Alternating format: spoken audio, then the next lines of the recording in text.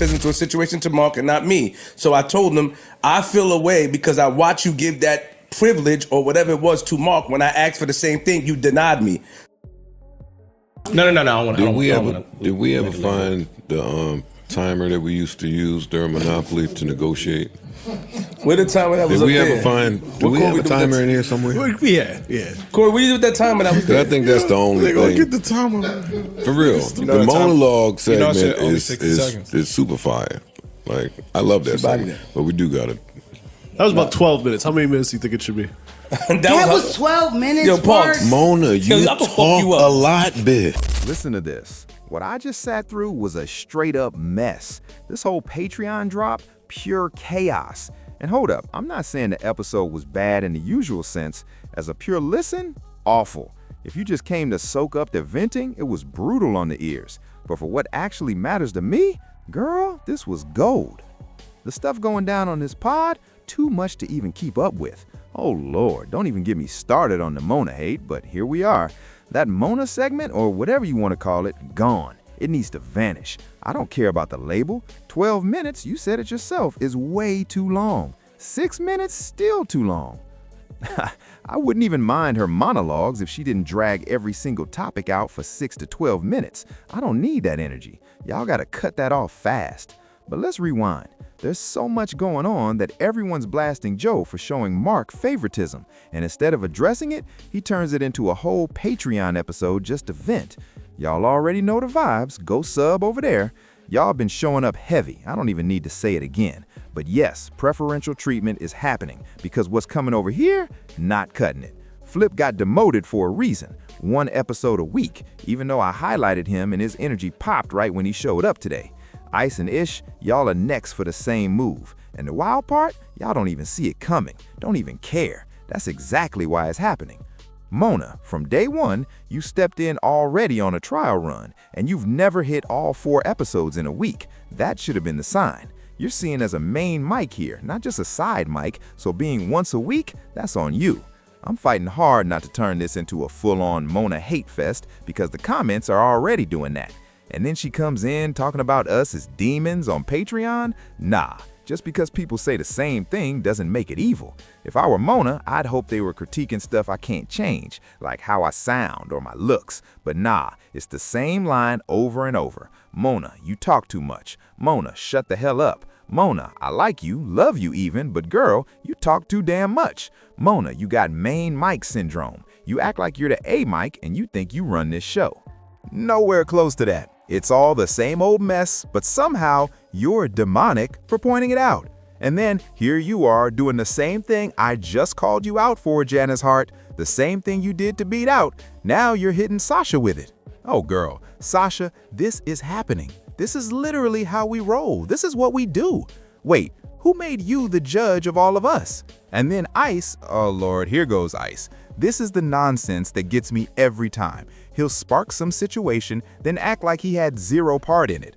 Why on God's green earth would you bring up something that was cut from the episode on the episode itself, and then make a whole 20-minute segment about it?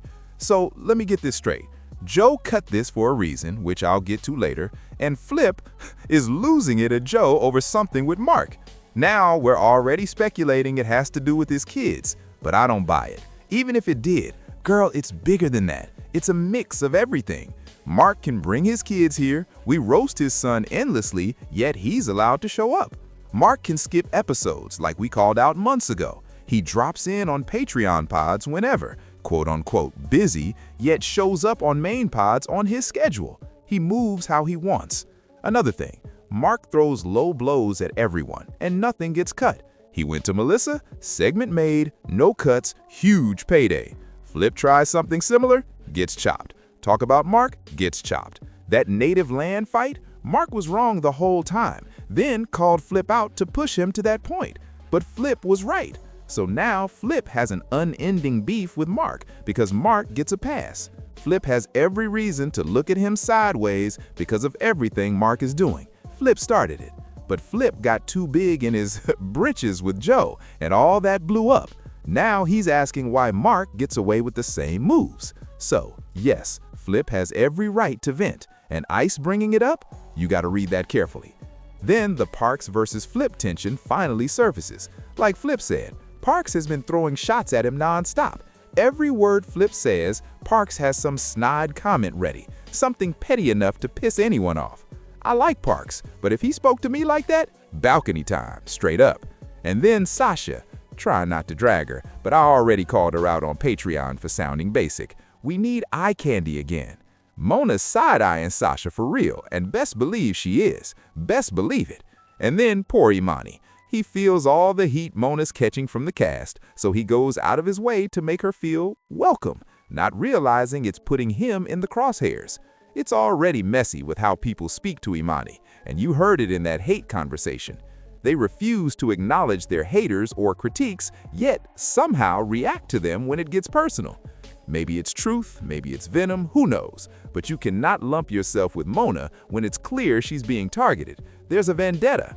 Why would Joe and the crew bring up her potential firing when nobody else mentioned it? Call it what it is. Why bring it up if it wasn't real? If it wasn't something at least one of them wanted, it's dead. You're still here, not getting fired. Why keep harping on it? And then Mona versus Joe, it's ongoing. She shoots at Joe every chance, hoping for a reaction, because hard as she tries to act, Mona is one of the most sensitive people I've ever seen behind a mic. Ever, ever, ever. And she's calling it every single chance she gets, like we saw today when she complained about being cut off, even while she's on 6 to 12-minute monologues. I'm not here for the soliloquy. Move on, oh my God, I'm not even watching this like a show anymore. I said it before, it's a novella. And now, with Mark's son up there speaking Spanish, straight up novella vibes. It doesn't make sense. It doesn't. But Flip, you're not wrong. Everybody is pointing fingers at you, and I already know my second YouTube drop today will cover what went down in the hater segment with Flip. That needs its own video. But here's the synopsis. Total cluster.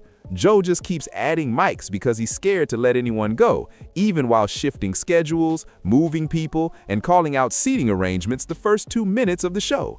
Why are you sitting here? Why there? What's the deal? I'm taking notes because Joe admitted to making Flip come on a day he normally wouldn't, and as soon as Flip steps up, the energy flips. Mark, quick to leave the platform. That fight, a lifetime fight. Even if never mentioned again, Flip feels how Mark swung. He did the 180, Mark was the aggressor, then played victim. How the